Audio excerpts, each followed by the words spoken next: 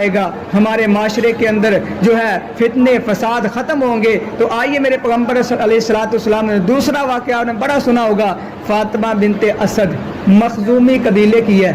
جب اس نے چوری کرنے کے بعد نبی صلی اللہ علیہ وسلم کے پاس یہ معاملہ آیا تو آپ نے کیا ارشاد فرمایا؟ آپ نے فرمایا کہ اس کا ہاتھ کاٹ دیا جائے گا۔ چوری کرنے والے کی سزا کیا ہے؟ ہاتھ کاٹ دے۔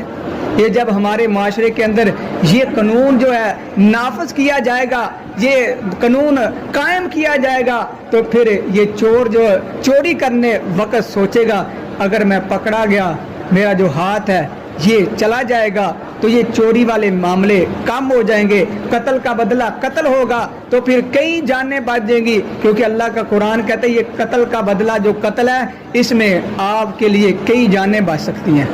اگر آپ ایک کو قتل سولی کے اوپر چڑھائیں گے، قتل کریں گے سارے لوگوں کو جمع کر کے، تو پھر دیکھنے والے بڑا ڈریں گے کہ میں اگر قتل کیا تو مجھے یہ سزا ملے گی۔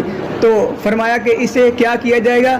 ہاتھ کاٹا جائے گا۔ جب یہ معاملہ نبی صلی اللہ علیہ وسلم نے سنا دیا فیصلہ، تو لوگوں کے اندر یہ بات پھر افواہیں شروع ہوگی کہ اب کیا بنے گا، یہ خاندان بڑا اعلیٰ ہے، یہ تو خاندان کی جو ہے بدنامی کا ذریعہ بن جائے گا۔ انہوں نے کہا ایسا کرتے ہیں، اسامہ بن زید رضی اللہ تعالیٰ عنہ آپ کے ساتھ بڑی محبت پیار کرتے ہیں، تو ایسا کرتے ہیں ان کو آگے کرتے ہیں، کہتے ہیں جا کے کہیں کہ یہ معافی دے دے۔